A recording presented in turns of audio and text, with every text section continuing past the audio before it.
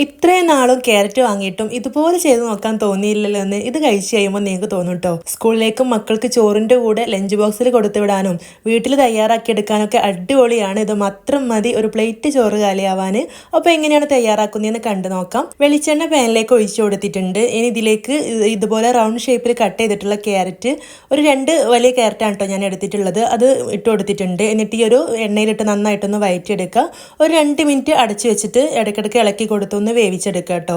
ഒരു 1/4 ഭാഗം വേവാക്കി എടുക്കണം. എന്നിട്ട് വേണം ഇതിലേക്ക് മസാലപ്പൊടികൾ ചേർത്ത് കൊടുക്കാനായിട്ട്. കാശ്മീരി മുളക് പൊടി, ഗരം മസാല, മല്ലിപ്പൊടി, മഞ്ഞൾപ്പൊടി, ഉപ്പ് എന്നിവ ചേർത്ത് കൊടുത്തിട്ടുണ്ട്. എന്നിട്ട് നല്ലപോലെ ഒന്ന് മിക്സ് ചെയ്തെടുക്കുക. കുറച്ച് കറിവേപ്പില കൂടെ ചേർത്ത് കൊടുത്തിട്ടുണ്ട് കേട്ടോ. നന്നായിട്ട് മസാലയൊക്കെ ഓരോ ക്യാരറ്റിനും പിടിക്കുന്ന രീതിയിൽ കുറച്ച് സമയം നന്നായിട്ടൊന്ന് ഇളക്കി കൊടുക്കുക. എന്നിട്ട് വീണ്ടും അടച്ചു വെച്ച് ഒരു 4 മിനിറ്റും കൂടെ ചെറിയ തീയിലിട്ടിട്ട് ഇടയ്ക്കിടെ ഇളക്കി കൊടുത്ത് വേവിച്ചെടുത്താൽ മതി. കുറച്ച് കോൺഫ്ലവറോ അതല്ലെങ്കിൽ അരിപ്പൊടിയോ ചേർത്ത് കൊടുക്കുക കേട്ടോ. ഞാനിവിടെ ഒരു 1/2 ടേബിൾ സ്പൂൺ അരിപ്പൊടിയാണ് ചേർത്ത് കൊടുത്തിട്ടുള്ളത്.